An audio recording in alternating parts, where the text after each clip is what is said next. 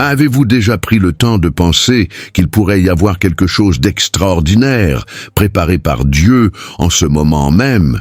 Quelque chose que les yeux humains n'ont jamais vu, que les oreilles n'ont jamais entendu et qui n'est même pas entré dans l'imagination la plus fertile.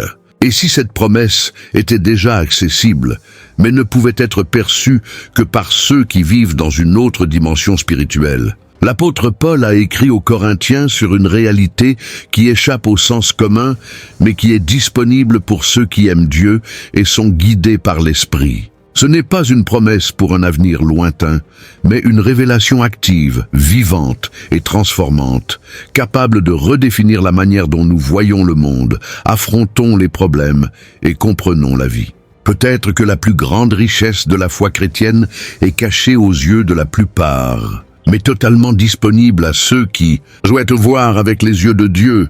Si ce type de révélation a du sens pour vous, de celle qui éveille quelque chose de différent à l'intérieur et suscite une soif de réponse plus profonde, profitez-en maintenant et abonnez-vous à la chaîne. Ici, nous marchons avec Paul à travers des territoires que la plupart n'ont même pas osé explorer.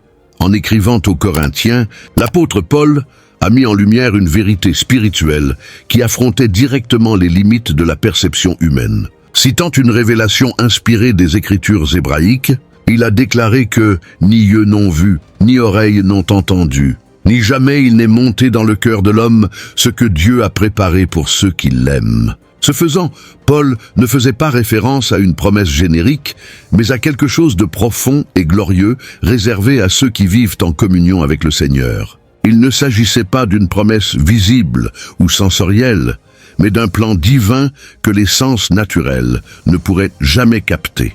La promesse en question dépassait les barrières du raisonnement humain et indiquait quelque chose révélé seulement à ceux qui sont spirituels. Paul s'adressait à une communauté qui, bien que riche en dons spirituels, était encore marquée par des divisions, de l'immaturité et une forte influence de la culture grecque. Au milieu de cette quête de sagesse philosophique et de discours éloquents, beaucoup perdaient de vue l'essence de l'Évangile. C'est dans ce contexte que l'apôtre présente la grandeur de ce que Dieu a préparé. Non pas quelque chose acquis par mérite intellectuel ou position sociale, mais une réalité spirituelle accessible uniquement par révélation. Cette promesse ne peut être comprise par des arguments rationnels ou des théories humaines. Elle est captée par l'esprit régénéré qui est en communion avec l'Esprit de Dieu. Ce que Paul a révélé n'était pas une nouveauté inventée par lui, mais un secret caché dans les plans éternels de Dieu. Depuis les temps anciens, les prophètes annonçaient déjà une réalité future qui dépasserait tout ce que les hommes pouvaient imaginer. Cependant, ce n'est qu'avec la manifestation du Christ et l'œuvre de l'Esprit Saint que ces promesses ont commencé à être pleinement révélées. Les yeux des hommes ont vu des signes et des miracles. Les oreilles ont entendu des paraboles et des enseignements. Mais ce qui était réservé par Dieu était infiniment plus profond. C'était l'accès à son propre cœur, au mystère de la réconciliation, à la gloire de la nouvelle création en Christ. Cette promesse repose sur l'amour. Paul précise qu'elle est destinée à ceux qui l'aiment. Il ne s'agit pas d'une récompense pour les œuvres ou la religiosité, mais d'une réponse intime à une relation avec Dieu. L'amour ici n'est pas seulement émotionnel, mais relationnel et dévotionnel. Ceux qui se rendent au Seigneur, qui le cherchent sincèrement, qui le désirent au-dessus des choses de ce monde, sont justement ceux qui reçoivent l'accès à ce que les yeux n'ont pas vu. Il s'agit d'une dimension spirituelle dans laquelle l'âme trouve satisfaction au-delà de la logique et de l'expérience terrestre. En introduisant cette révélation, Paul invite les croyants à élargir leur vision.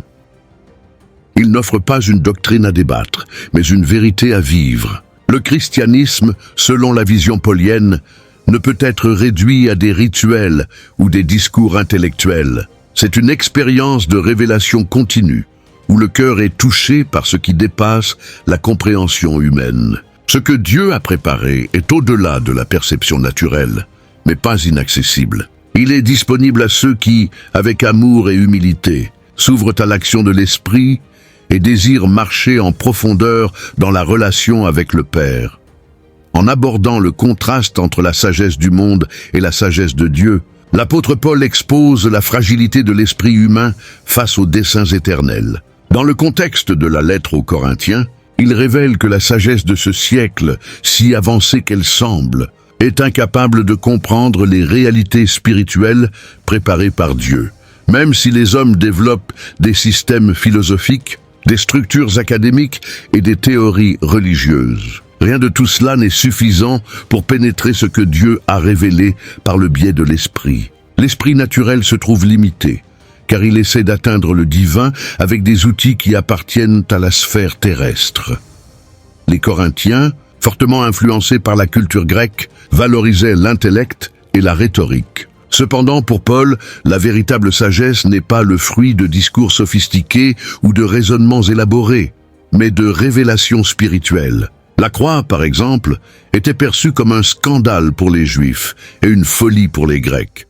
Mais pour ceux qui croient, elle était l'expression maximale de la sagesse divine. Cela montre que la logique de Dieu ne suit pas les paramètres humains. Le plan de rédemption, incarné dans le Christ crucifié, échappe à la compréhension naturelle, car il n'a pas été créé pour être analysé, mais pour être révélé. Paul renforce que la révélation de Dieu n'est pas un produit de l'observation, mais de l'esprit. Cela signifie que la connaissance de Dieu n'est pas déduite ni découverte par mérite intellectuel, mais accordée à ceux qui sont en harmonie avec le Saint-Esprit. Quand l'homme essaie de comprendre les choses spirituelles avec les critères de la sagesse naturelle, il trébuche inévitablement, car il existe une barrière infranchissable entre le plan éternel de Dieu et les méthodes humaines de compréhension. Seul l'Esprit peut briser cette barrière et conduire le cœur de l'homme à la vérité qui transforme. Cette limitation n'est pas seulement une question théologique, elle a des implications pratiques. Beaucoup cherchent encore la sécurité spirituelle dans des théories humaines, des formules religieuses ou des interprétations rationnelles de la foi. Ils oublient que la révélation de Dieu ne s'inscrit pas dans des structures préconçues. Elle défie, confronte, humilie l'orgueil intellectuel et invite à l'humilité spirituelle. Paul voulait que les Corinthiens comprennent que la grandeur de la foi chrétienne ne réside pas dans la capacité d'expliquer, mais dans la disposition à recevoir ce que Dieu révèle. La sagesse humaine, aussi admirable soit-elle, ne substitue jamais l'action surnaturelle de l'esprit. Au lieu de dépendre de la logique et de la raison, Paul enseigne que les croyants doivent cultiver une sensibilité spirituelle. Cela ne signifie pas rejeter le raisonnement, mais reconnaître ses limites face à l'infini. La foi chrétienne, selon Paul, est un voyage où l'esprit se soumet à l'esprit et le cœur s'ouvre à l'invisible. Quand on comprend cela, il est possible de se reposer sur la vérité que Dieu a préparé quelque chose d'aussi élevé que seuls ceux qui, humblement, reconnaissent leurs propres limitations et font confiance à la sagesse supérieure du Père peuvent recevoir parmi les déclarations les plus frappantes de l'apôtre Paul figure l'affirmation que le plan de Dieu a été caché des puissants et des sages de ce monde. Dans sa lettre aux Corinthiens, il déclare que si les gouvernants de cette époque avaient compris la sagesse de Dieu, ils n'auraient jamais crucifié le Seigneur de la gloire. Cela révèle quelque chose d'extraordinaire. Le plan éternel de la rédemption n'a pas seulement été ignoré, mais complètement incompris par ceux qui détenaient autorité, connaissance et influence dans la société. La croix, centre du plan divin, a été rejetée parce que les yeux naturels des dirigeants de l'époque étaient aveugles au dessein de Dieu. Le rejet de Jésus n'a pas été un accident, mais une conséquence de l'aveuglement spirituel qui frappait les puissants. Hérode, Pilate, les chefs religieux, tous étaient devant la vérité incarnée, mais n'ont pas été capables de la reconnaître. Paul expose ce fait comme une preuve que la véritable sagesse est cachée de ceux qui se fient à leur propre compréhension. Le Messie est venu, mais pas comme les hommes l'attendaient. Il était venu humble, serviteur, obéissant jusqu'à la mort. Et parce qu'il contredisait les attentes humaines de pouvoir et de gloire, il a été méprisé. Le plan de Dieu était devant eux, mais leur cœur était fermé. Cette révélation cachée est également un avertissement pour les croyants de toutes les générations. Le message de la croix reste un scandale et une folie pour ceux qui vivent selon la logique de ce monde. Beaucoup rejettent l'Évangile parce qu'ils ne peuvent pas accepter que le salut vienne par une faiblesse apparente, par la souffrance et par la reddition. Paul précise que la sagesse de Dieu inverse les valeurs humaines. Ce qui semble insensé est en réalité le sommet de la sagesse. Ce qui est perçu comme une faiblesse est la force de Dieu en action. Les puissants de ce monde ne s'en sont pas aperçus parce qu'ils étaient prisonniers de leur arrogance spirituelle. En soulignant ce contraste, Paul enseigne que la révélation de Dieu exige l'humilité. Ceux qui se considèrent suffisants auront du mal à entendre la voix de l'Esprit. La gloire de Dieu n'est pas révélée à ceux qui recherchent le statut, mais à ceux qui se vident. La croix révèle une sagesse qui se cache de l'orgueil et se manifeste au simple. Les yeux hautains ne la voient pas, les oreilles arrogantes ne l'entendent pas, et les cœurs endurcis ne la reçoivent pas. Il faut se briser pour que la lumière de la révélation pénètre. Dans le contexte de la lettre, Paul prépare les Corinthiens à une compréhension plus profonde de la foi. Il montre que la véritable grandeur ne réside pas dans le pouvoir ou le prestige, mais dans la connaissance du Christ et la participation à ses souffrances et à sa gloire. La révélation de ce que les yeux n'ont pas vu n'est pas donnée à ceux qui dominent ce siècle, mais à ceux qui se rendent à la souveraineté éternelle de Dieu. Qui comprend cela commence à voir avec de nouveaux yeux et à vivre avec une sagesse qui ne se trouve pas dans les livres des hommes, mais dans le cœur de Dieu. Avant de continuer, je veux vous entendre. Quand Paul dit que les puissants de ce monde n'ont pas compris le plan de Dieu, que cela éveille en vous. Commentez ci-dessous. Je veux savoir comment ce contraste entre la sagesse humaine et la révélation spirituelle résonne dans votre parcours. En poursuivant son argumentation, l'apôtre Paul introduit la figure centrale qui rend possible la compréhension du mystère divin, le Saint-Esprit. Il affirme que l'Esprit scrute tout, même les profondeurs de Dieu. 1 Corinthiens 2:10. Révélant que ce n'est pas l'intellect humain, ni les sens, mais l'esprit qui dévoile les secrets du cœur divin. Cette expression de Paul indique que l'esprit ne connaît pas seulement superficiellement les desseins de Dieu, mais les examine dans leur essence la plus profonde, apportant à la lumière des vérités qui étaient cachées depuis l'éternité. Il est l'interprète fidèle de la volonté de Dieu pour ceux qui désirent plus qu'une religion d'apparence. Paul enseigne qu'en dehors de l'esprit, il est impossible d'accéder aux réalités spirituelles. Aucun maître, aussi éloquent soit-il, ne peut remplacer le rôle de l'esprit dans la révélation de la vérité. Cela déconstruit toute prétention humaine à contrôler la compréhension des Écritures uniquement par une étude technique ou un raisonnement logique. La connaissance spirituelle est reçue par révélation, pas par déduction. Cette révélation, cependant, n'est pas aléatoire. Elle est accordée à ceux qui marchent en communion avec l'Esprit, qui l'honorent, qui l'écoutent avec révérence. Il révèle aux humbles ce qui reste caché aux orgueilleux. L'image que Paul présente est celle d'un abîme étant illuminé. Les profondeurs de Dieu, qui auparavant semblaient inaccessibles, deviennent connues lorsque l'Esprit agit à l'intérieur du croyant.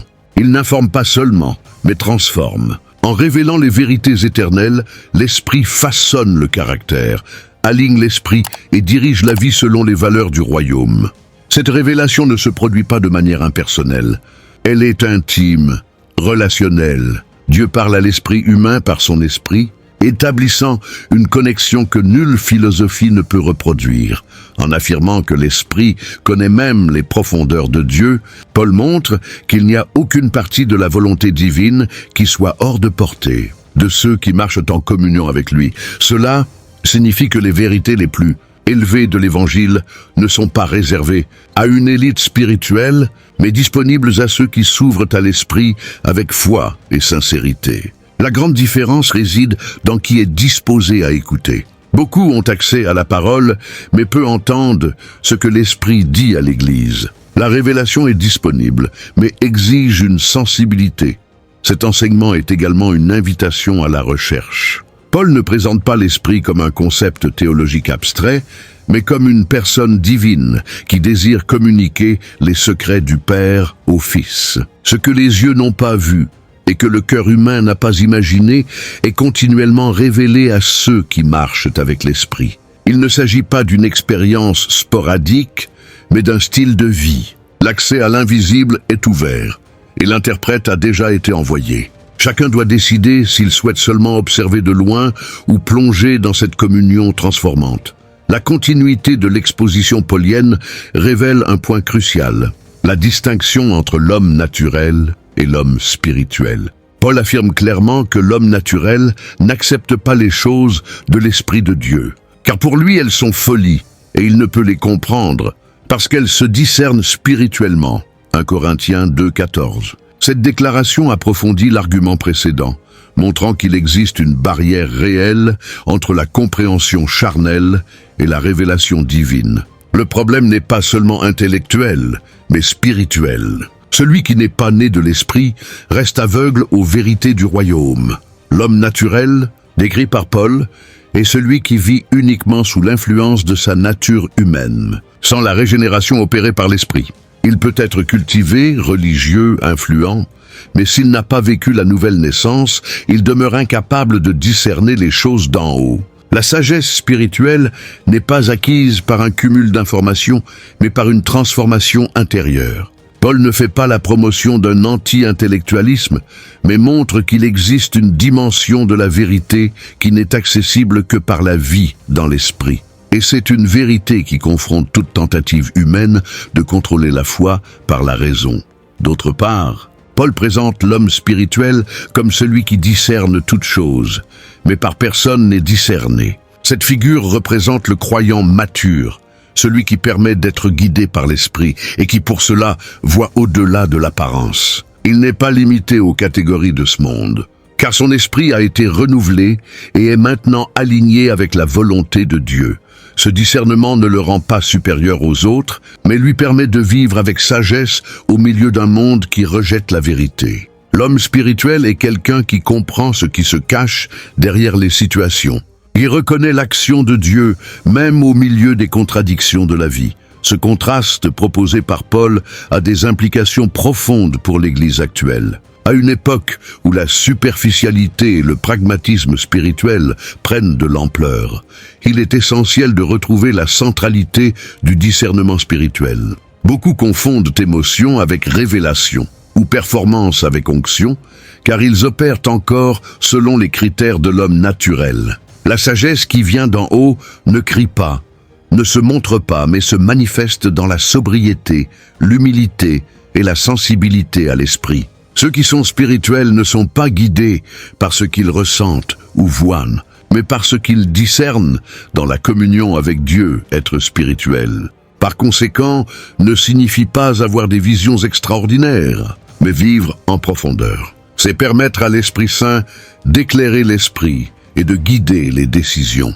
Paul ne décrit pas une élite mystique, mais appelle tous les croyants à vivre selon l'esprit. La sagesse de Dieu est disponible, mais seuls les spirituels la reconnaissent. Et c'est à ce point que beaucoup trébuchent. Ils cherchent la sagesse de Dieu, mais refusent de vivre guidés par l'esprit. L'invitation de Paul est claire.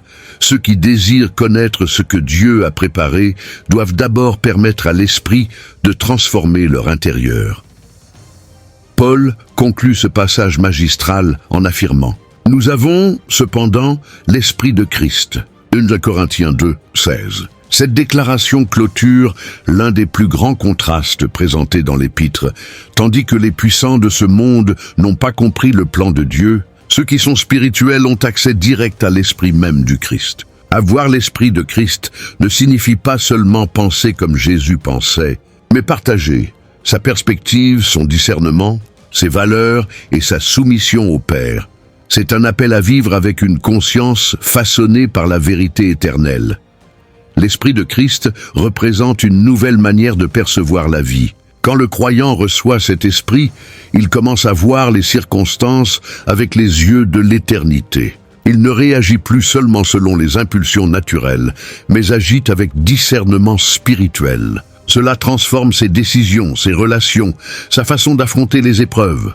La souffrance n'est plus interprétée comme un châtiment, mais comme un outil d'amélioration. La prospérité n'est pas vue comme une fin, mais comme un moyen de glorifier Dieu. Tout change parce que l'esprit a été réorienté vers la perspective du royaume. Paul affirme que cet accès à l'Esprit de Christ n'est pas futur, mais présent.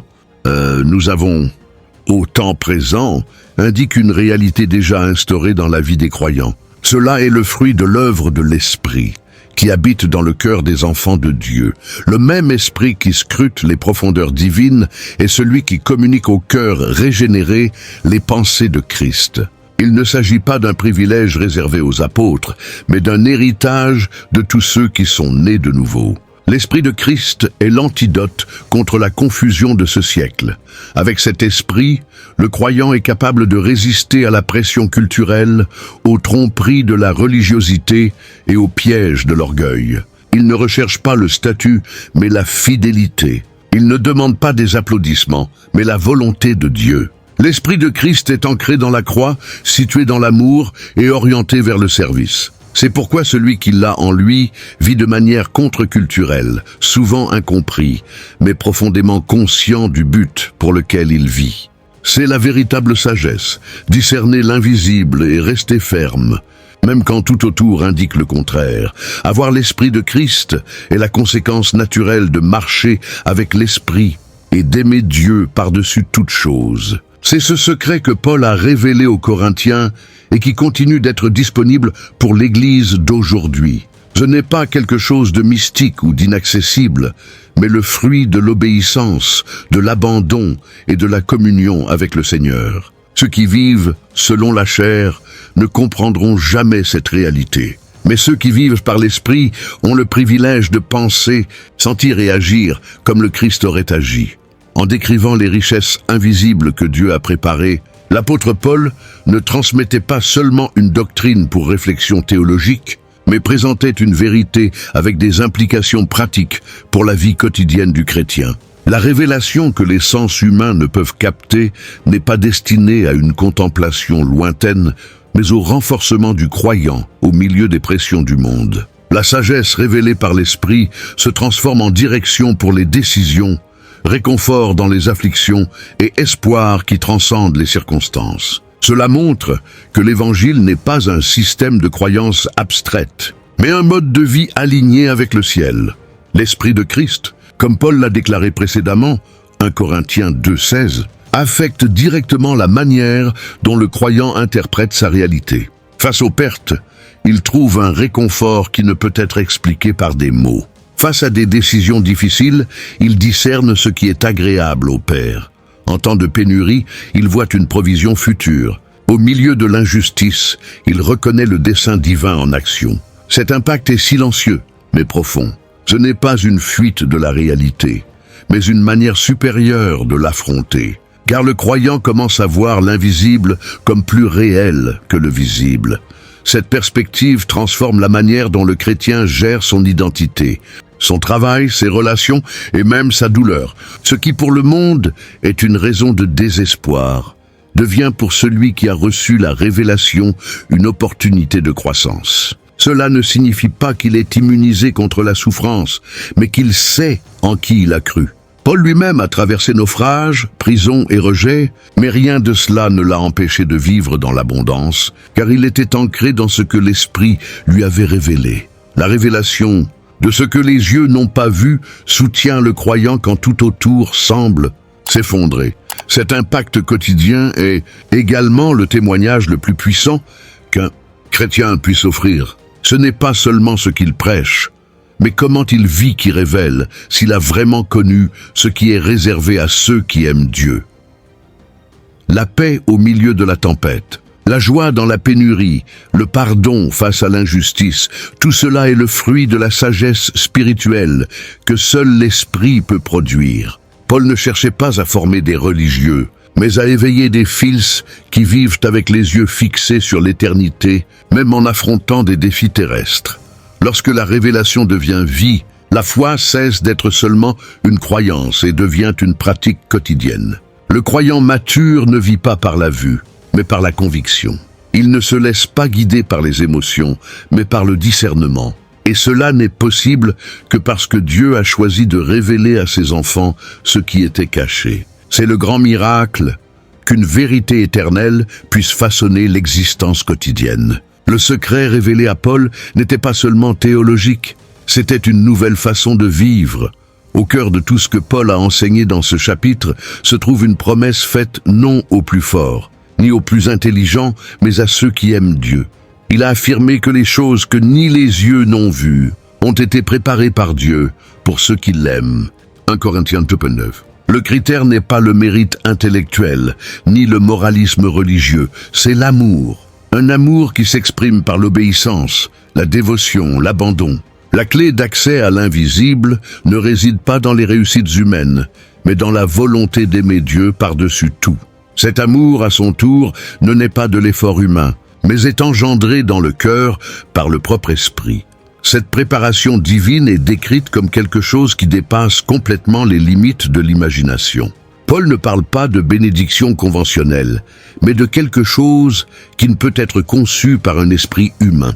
Ce qui est préparé va au-delà de la santé, de la prospérité ou de l'accomplissement personnel. Il s'agit d'une communion profonde avec Dieu lui-même, de la transformation intérieure qui façonne le caractère à l'image de Christ, de l'espoir, de la gloire, de la certitude de l'éternité. C'est le présent réservé à ceux dont le cœur appartient totalement au Seigneur. L'amour décrit par Paul n'est pas passif ou émotionnel. C'est un amour qui produit des fruits. Qui aime Dieu cherche à mieux le connaître, désire être là où il est, souhaite vivre selon sa volonté. Cet amour est la marque de ceux qui ont été régénérés et est le sceau qui révèle qui est prêt à recevoir les révélations de l'Esprit. Beaucoup veulent les promesses de Dieu, mais ne veulent pas le Dieu des promesses. Paul inverse cette logique et montre que la promesse est la conséquence de la relation, et non l'inverse. Cette préparation de Dieu pointe également vers le soin divin pour chaque détail du parcours chrétien. Dieu n'improvise pas l'avenir de ceux qui l'aiment. Il a déjà tout préparé d'avance. Cette certitude produit une sécurité. Même lorsque le chemin semble incertain, le croyant peut se reposer sur la fidélité d'un Dieu qui a déjà établi la fin dès le commencement. Rien n'échappe à son contrôle. Et cette conviction fait partie de la révélation qui transforme la vie. Savoir qu'aucun effort n'est vain, car l'amour pour Dieu sera toujours récompensé par ce qu'il a déjà préparé. Paul, en mettant cette promesse en lumière, n'encourage pas seulement les Corinthiens, mais élève en eux le désir d'aimer plus profondément. L'amour pour Dieu est la porte vers une nouvelle dimension de la vie spirituelle. Qui aime sincèrement sera conduit à des vérités qui demeurent cachées à ceux qui vivent de manière superficielle. Le secret de Paul est clair. Il n'y a pas de révélation sans relation, et pas de relation sans amour. Ce que Dieu a préparé est pour ses amoureux, ceux dont le cœur bat pour sa présence. En conclusion de cette séquence de révélations, l'apôtre Paul n'offre pas une conclusion doctrinale, mais une invitation existentielle. Ce qu'il a présenté n'est pas une série de concepts à mémoriser, mais une convocation à une vie qui va au-delà de la surface. Dans 1 Corinthiens 2, il trace une ligne de démarcation entre ceux qui se contentent de l'apparence de la foi et ceux qui plongent dans l'essence de l'Évangile. La révélation de Dieu est disponible, mais il faut du courage pour sortir de la marge et naviguer dans les profondeurs de l'esprit. Le chrétien superficiel vit de stimulation. Il a besoin de sentir, de voir, d'expérimenter quelque chose de tangible pour croire. Celui qui a répondu à l'appel de Paul, quant à lui, vit par la révélation. Il ne dépend pas de preuves externes, car il a été éclairé de l'intérieur. Paul dit qu'il y a plus de Dieu à connaître et qu'il y a des vérités cachées qui ne se trouvent pas dans les mots humains, qu'il y a des expériences spirituelles réservées à ceux qui désirent plus que la religiosité. Il ne s'agit pas d'une recherche mystique, mais d'une disposition à vivre l'Évangile avec profondeur et vérité.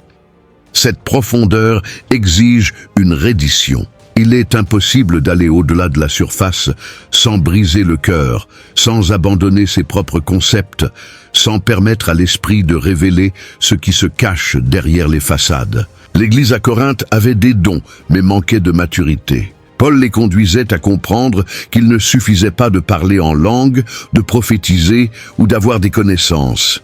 Il fallait avoir du discernement spirituel et une maturité émotionnelle. La profondeur que Paul enseignait ne résidait pas dans le spectacle, mais dans l'intimité avec Dieu. Répondre à cet appel nécessite de renoncer à la précipitation. L'Esprit révèle en temps voulu à ceux qui persistent.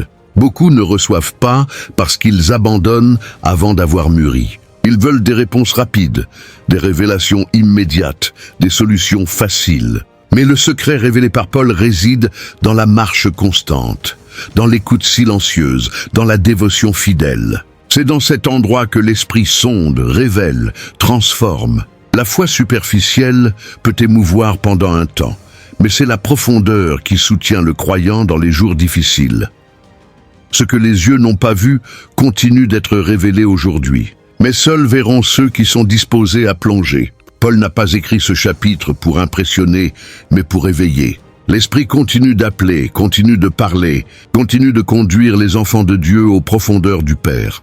Qui acceptera cet appel découvrira qu'il y a plus, bien plus, réservé à ceux qui l'aiment véritablement.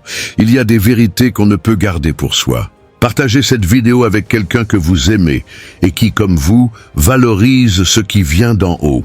Et si vous ne faites pas encore partie de cet espace d'apprentissage et de foi, inscrivez-vous maintenant, de nombreuses révélations sont à venir. Et chaque nouvelle parole peut être exactement ce que votre cœur attendait depuis des années. Et chaque nouvelle parole peut être exactement ce que votre cœur attendait depuis des années.